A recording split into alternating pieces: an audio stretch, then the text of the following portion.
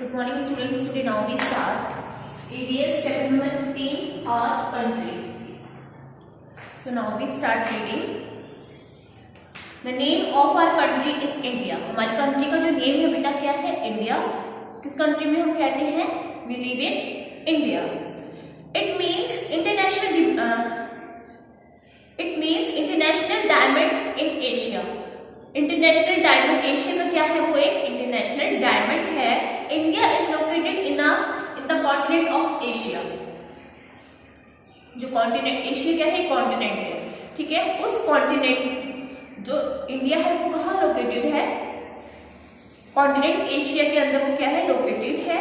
It is the 7th largest country in the world. World की सब कौन से नंबर पे है? इंडिया 7th नंबर पे. 7th नंबर पे सबसे लार्जेस्ट कंट्री जो है वो क्या कौन है? India. The vast Indian land has bright physical features like mountains, rivers, plains, plateaus etcetera. इतनी ज्यादा वास्ट है इंडिया. यहाँ पे आपको माउंटेन्स भी मिलेंगे, हिल्स भी मिलेंगे, रिवर्स भी मिलेंगे, प्लेन्स मिलेंगे, प्लेटूज. आपको ये सारी जो फिजिकल स्ट्रक्चर में आपको यहाँ पे फीचर जो है वो इंडिया में क्या है? अवेलेबल है. फिजिकल फीचर्स की अगर हम बात करें, look at the map of India. The Himalayas are the north and Tamil Nadu lies in the south. जो हिमालय है वो आपका इंडिया के नॉर्थ में है एंड तमिलनाडु का है इंडिया के मैप में अगर हम देखेंगे तो वो आपका साउथ डायरेक्शन में है. Okay. In the east you would notice west Bengal. East direction में क्या है? West Bengal and west lies Gujarat. और वेस्ट में क्या है? गुजरात है. Our country is about 3200 kilometre long. हमारी जो कंट्री है कितनी है लॉन्ग? 3200 kilometre long. ठीक है. And from Kashmir to Kanyakumari. From Kashmir to Kanyakumari कितनी है? उसकी लेंथ कितनी है? कितनी लॉन्ग है वो? 3200 kilometre. And about 3000 kilometre wide. उसकी जो वाइड है जिसकी चौड़ाई है वो कितनी है? 3000.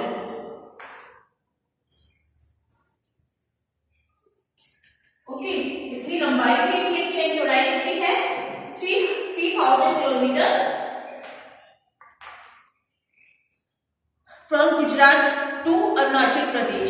गुजरात से लेके अरुणाचल प्रदेश तक की उसकी जो चौड़ाई है, जो उसकी विड्थ है वो कितनी है? 3000 kilometre. North and north eastern India has a high and long chain of mountains. जो north and north eastern area है इंडिया का, ठीक है. अगर हम इंडियन मैप की बात करें, ये आपका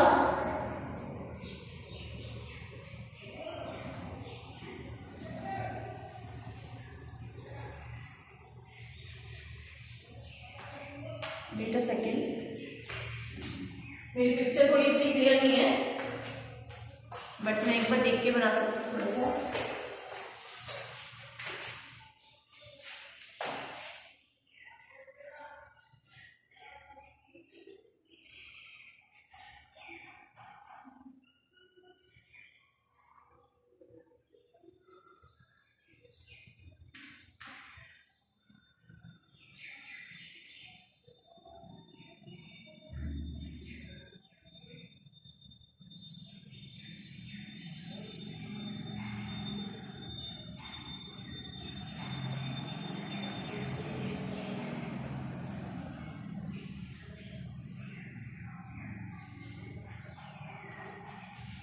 ठीक है. मान लीजिए इंडिया का मैप है. वैसे थोड़ा बहुत टेढ़ा मेढ़ा सा बन गया है. ठीक है. ये आपका क्या है? इंडिया का मैप है. तो ऊपर क्या है आपका? अगर हम इसकी लंबाई की बात करें तो वो कितनी है? 3200 किलोमीटर. और अगर हम इसकी विड्थ की बात करें तो वो कितनी है? 3000. ओके. एंड जो इसका ये नॉर्थ एरिया है, ठीक है. नॉर्थ, ये ईस्टर्न, ये आपका वेस्ट एंड नीचे वाला क्या है? साउथ. ओके. तो अगर हम नॉर्थ इस एरिया की बात करें, अगर हम इस पार्ट की बात करें, आपका कश्मीर, हिमाचल, उत्तराखंड, या आपके अरुणाचल प्रदेश, सिक्किम, इन सब में ये कौन सा माउंटेन एरिया है, ठीक है। यहाँ पे काफी सारे आपको माउंटेन्स मिलेंगे।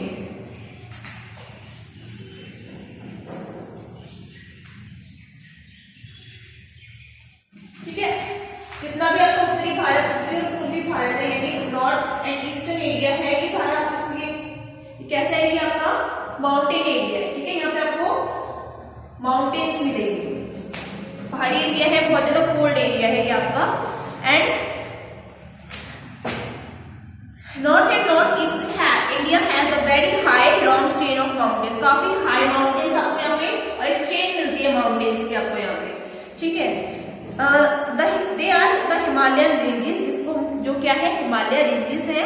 Mount Everest 8,848 metre is the highest mountain peak of the Himalayan ranges. जो हिमालयन रेंजेस में सबसे जो मतलब कि हिमालय श्रृंखला की जो सबसे ऊंची माउंटेन जो है वो कौन सा है, माउंट एवरेस्ट है। कितना है माउंट एवरेस्ट की जो हाइट है, अगर हम माउंट एवरेस्ट की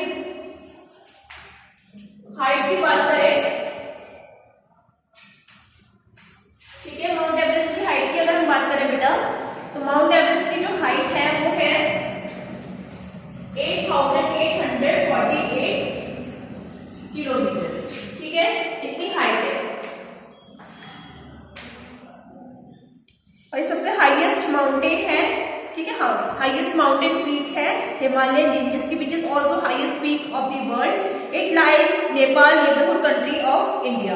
और ये कहां पर है आपको माउंट एवरेस्ट, जो नेबरहुड कंट्री है इंडिया की, नेपाल, वहां पर ये लोकेटेड है।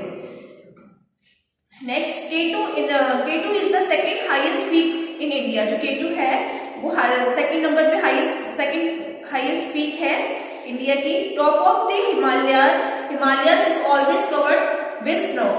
जो टॉप एरिया है हिमालय का वो किससे कवर है, स्नो से, बर्फ से क्या है वो कवर है, ढका हुआ है। This part is known as Himadri, जिसे हम क्या कहते हैं, हिमाद्री कहते हैं। At the foot hills of Himalayas are low mountains known as Shivalika hills. जो हिमालय की जो फुट एरिया हम बोलेंगे, फुट हिल्स है, जो थोड़ी नीचे छोटी नीचे मतलब नीचे की साइड की जो हिल्स है वो कैसी है, वो लो माउंटेन्स है। एंड उन्हें वो किस नाम से वो जानी जाती है, शिवालिका हिल्स के नाम से वो जानी जाती है, ठीक है। और जो टॉप पे है, जो कवर है, स्नो से कवर है, उनको हम बोलते हैं हिमाद्री। और जो नीचे से मतलब जो फुट है हिमालयस की, हिमालय हिल्स की जो फुट है, उसको हम वो किस नाम से जानी जाती है, उन्हें हम बोलते हैं Shivalika hills. The great Himalayas from a wall on the north eastern border of our country guarding it from enemies. जो आप देखोगे हिमालय जो है वो the great Himalaya from a wall on the north eastern border of our country. जो हिमालय है बेटा वो एक ग्रेट हिमालय क्या है, एक तरीके से वो एनिमी से हमें क्या करता है, प्रोटेक्ट करता है। जो नॉर्थ से वो एक ऐसी वॉल है, दीवार है, जो नॉर्थ और नॉर्थ ईस्टर्न जो इंडिया के बॉर्डर है उन बॉर्डर्स को क्या करता है, वो प्रोटेक्ट करता है अदर कंट्री से, ठीक है, एनिमी से वो प्रोटेक्ट करता है। Tenzing Norgay of India and Edmund Hillary of New Zealand reach the top of mount Everest in 1953। India की जो तेंजिंग नोर्गे थी एंड न्यूजीलैंड के जो एडमंड हिलरी थे, इन्होंने 1953 में कहां पहुंचे थे, माउंट एवरेस्ट तक, ठीक है, माउंट एवरेस्ट पर पहुंचे थे कब, 1953 में। Bachendri Pal was the first Indian woman to claim this peak. India की जो वुमेन है, फर्स्ट वुमेन जो सबसे पहले जो माउंट एवरेस्ट पर चढ़ी थी, वो कौन थी, बचेंद्री पाल, ठीक है। Down side of the Himalayas like northern plains. अगर हिमालय के डाउन साइड हम बात करें तो वहां पे क्या है बेटा, नॉर्दर्न प्लेन्स है, मैदानी एरिया है, प्लेन्स है। This is a flat area है, area suitable for living and growing crops, जहाँ पे रहने के लिए वो कंफर्टेबल होता है और इसके साथ साथ क्रॉप्स के लिए भी वो काफी ज्यादा क्या है, हेल्पफुल है, यूजफुल है। काफी ज्यादा क्रॉप्स जो है वो आपको प्लेन एरिया में ग्रो होती है। The Ganga, the Yamuna, the Ghaghara, the Gandak, the Kosi, the Brahmaputra and the Chambal, the Betwa are some main rivers that flow through northern plains. ये सारी रिवर्स नॉर्दर्न प्लेन्स में क्या करती हैं, फ्लो होती है। And northern plains are divided into two basins by Satluj, the Ganga and the Brahmaputra. Northern plains आपको 3 parts में डिवाइड है, कौन किस किस में 3 बेसिन्स में, Sutlej, Ganga and Brahmaputra. Northern side of the river is known as Malwa plateau. जो नॉर्दर्न साइड की जो रिवर्स है वो किस नाम से जानी जाती है, Malwa plateau. And the southern side is called Deccan plateau. और जो साउथ साइड है, साउदर्न साइड है वो किस नाम से जाना जाता है, Deccan plateau. Where the Mahanadi, जहाँ पे महानदी है वहां पे कौन कौन सी रिवर्स है, दक्कन प्लेटू जो है वहां पे महानदी है, Godavari, the Krishna, the Kaveri rivers flow. The Godavari is the longest river of the region. जो गोदावरी है वो सबसे लॉन्गेस्ट रिवर है कहाँ की, दक्कन प्लेटू की. Most rivers of this region flow from eastern slope of western Ghat and into the Bay of Bengal. Kandla, Marmagao, Mangalore, Mumbai, Kochi are important parts of the western coast. इनमें सब में क्या करती है, जाके फ्लो करती हैं. And Tuticorin, Visakhapatnam, Chennai, Paradip, Kolkata are the part of eastern coast. ये सारे किसके पार्ट हैं, ईस्टर्न कोस्ट के हैं, ईस्टर्न कोस्ट के हैं. Lakshadweep in the Arabian Sea का पार्ट है Lakshadweep. And the Andaman and Nicobar island is the Bay of Bengal are the main island group of our country. ठीक है, जो आपका अंडमान एंड निकोबार आइसलैंड है वो कहाँ का है, वो है आपका बे ऑफ बंगाल में. ठीक है, bay of Bengal are the main island group of our country. The Aravalli mountains ranges in the state of Rajasthan divided it into 2 parts. जो अरावली माउंटेन रेंजेस है वो राजस्थान को 2 पार्ट्स में डिवाइड करती है. The parts of the western side is covered with thick layer of loose sand. जो west area है, जो वेस्टर्न एरिया है वहां का राजस्थान का, वो किससे कवर है, थिक लेयर से, सैंड, लूज सैंड यानी मिट्टी से वो क्या है, रेतीली मिट्टी से वो क्या है, कवर है पूरा. This area is known as the Indian desert, जिसे हम किस नाम से जाना जाता है, जहाँ पे काफी सारी सैंड, ऐसे थिक लेयर है सैंड की, वो एरिया किस नेम से जाना जाता है, द डेजर्ट. ठीक है, रेगिस्तान के नाम से जाना जाता है यानी desert. It is also known as by desert. The desert extend from Rann of Kutch in the south west of the borders of Haryana states in north west and from Aravalli ranges in the east of borders of Pakistan. की जो range के कहाँ कौन कौन से borders इसमें लगते हैं, तो हरियाणा का बॉर्डर इसके साथ लगता है, हरियाणा स्टेट का इन द नॉर्थ वेस्ट में. ठीक है, नॉर्थ से लगता है. And from Aravalli ranges in the east borders, और ईस्ट जो अरावली रेंजेस में जो ईस्ट बॉर्डर है वहां पे कौन से इस कंट्री की बॉर्डर लगती है, इसके साथ पाकिस्तान की. ईस्ट में पाकिस्तान से इसका बॉर्डर लगता है, किसका, राजस्थान का. Small hills of sand found here known as sand dunes. जो मिट्टी की जो टीली होती है ना, छोटे छोटे हिल्स होते हैं, वो स्मॉल हिल्स होते हैं, उन्हें किस नाम से जाना जाता है, सैंड ड्यून्स के नाम से जाना जाता है. ठीक है. Then there are southern plateau which cover a major part of peninsular India. जो मेजर पार्ट है वो कवर किया हुआ है साउदर्न प्लेटू ने. ठीक है,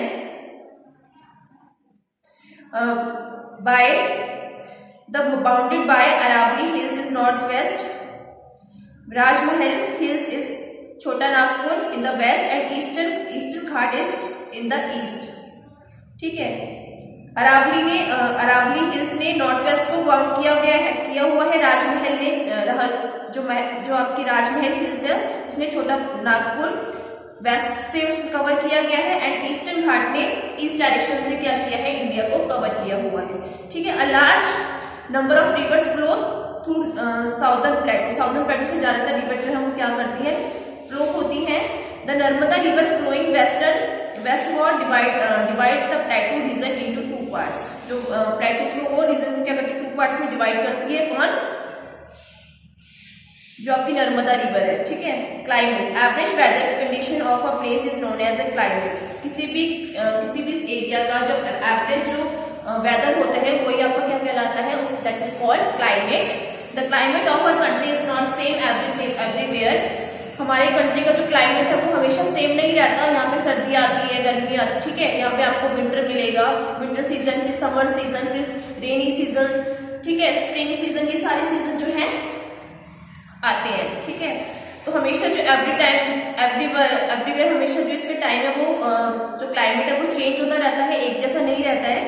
some places have very cold climate, कुछ ऐसे प्लेसेस जो बहुत ज्यादा ठंडे होते हैं, लाइक आपका नॉर्थ एरिया है, नॉर्दर्न एरिया है, वो काफी ज्यादा क्या है, कोल्ड एरिया है, ठीक है, क्योंकि वहां पे काफी हाई हिल्स है, माउंटेन्स है।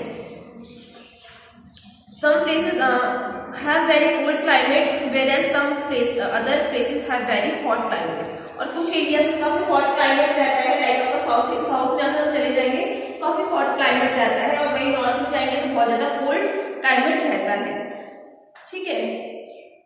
Some places experiences mild climate, neither very hot not very cold. और कुछ ऐसे जगह है, ऐसे प्लेसेस भी हैं जहाँ पे ना ज्यादा ठंड होती है ना ज्यादा गर्मी रहती है। मतलब कि अगर हम बीच की बात करें, अगर हम बीच की स्टेट्स की बात करें तो यहाँ पे जैसे दिल्ली, मध्य प्रदेश, यहाँ पे ना ज्यादा ठंड पड़ती है ना ज्यादा गर्मी होती है, ठीक है। ये क्लाइमेट इसका नॉर्मल रहता है। आपका हरियाणा हो गया, पंजाब हो गया, ठीक है। तो ये सारे एरिया है यहाँ पे ना ज्यादा गर्मी होती है ना ज्यादा ठंड होती है, ठीक है। माइल्ड टेम्परेचर इसका क्लाइमेट यहाँ का रहता है। There are 3 main seasons in our country, summer, rainy and winter season. 3 main seasons होते हैं, कौन कौन से, summer, rainy and winter season, okay. Lifestyle and occupation, changing physical features and changing weather condition in our country lead to various kinds of occupation and varied lifestyle in different regions. जो physical features हैं वो हमारी life, जो India के physical features हैं, weather है, climate, ये सारी कंडीशन जो है वो लाइफस्टाइल को भी क्या करती है, चेंज करती है, ऑक्यूपेशंस को भी चेंज करती है किसी भी पर्सन के। Life in mountains region of Himalayas is generally tough. जो लोग माउंटेन्स में रहते हैं, हाई हिल्स के ऊपर माउंटेन्स में रहते हैं, तो या फिर हम बात करें उत्तरी भारत में या नॉर्दर्न एरिया में जो रहते हैं, उनका जो लाइफस्टाइल है बहुत ज्यादा टफ होता है, ठीक है। Cold weather prevails here most of the years. Tourism is the major industry for people here. जो आपका, ठीक है, तो जो कोल्ड एरिया वहाँ पे टूरिज्म के अगर हम टूरिज्म के उससे देखें तो काफी ज्यादा टूरिज्म जो है एक ऑक्यूपेशन है वहाँ का। काफी ज्यादा टूरिस्ट जो है वो वहाँ पे आते हैं घूमने के लिए, क्लाइमेट का एंजॉय करने के लिए, ठीक है। And people cater the needs of tourists and provide help to mountaineers, mainly rise and grow in this region. और ज्यादातर जो कोल्ड क्लाइमेट होता है वहाँ पे राइस जो है ज्यादा ग्रो होते हैं। And northern plains are suitable for farming.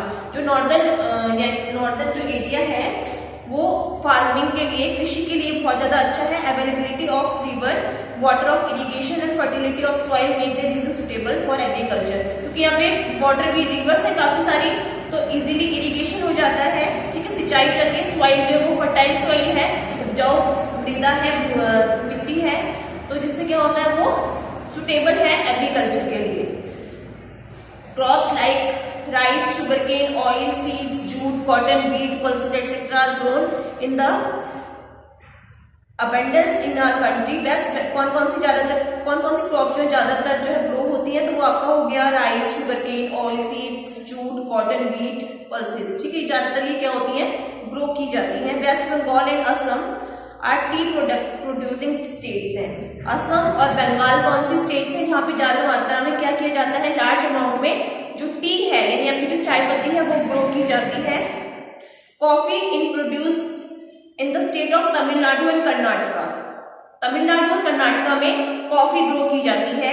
And spices are grown in Kerala. जो आपके मसाले में स्पीसीज है वो किसमें, कौन सी स्टेट में ज्यादा ग्रो की जाती है, केरला में, ठीक है। But important, Kerala is also known as spices garden of India. जो केरला है उसको हम एक नाम से और जानते हैं, स्पीसीज गार्डन ऑफ इंडिया के नाम से भी इसे जाना जाता है, ठीक है। But importance of industries cannot be ruled out. Industries also create a lot of job opportunity for our people. जो इंडस्ट्रीज हैं वो बहुत ज्यादा इंपॉर्टेंट है, क्योंकि जो इंडस्ट्री है वो पीपल्स को क्या देती है, जॉब प्रोवाइड करती है, ठीक है। क्या करती है बेटा, जॉब प्रोवाइड करती है, काफी सारी जॉब अपॉर्चुनिटी को प्रोवाइड करती है। इसके साथ industry are mainly of three types की इंडस्ट्रीज होती हैं। First large scale industry, small scale industry and cottage industry. So there are various occupation in different areas. People lifestyle change with the changes physical feature of an area. तो इस तरीके से जो physical feature है वो किस तरीके से लोगों के लाइफस्टाइल को चेंज करता है, उससे लोग अफेक्ट होते हैं। ठीक है, तो ये इस चैप्टर में बताया गया है। तो आप बेटा इस चैप्टर को अच्छे से रीड कर लेना एक बार, बाकी इसके क्वेश्चन आंसर मैं आपको व्हाट्सएप पे सेंड कर दूंगी। Okay, so now your homework is chapter 15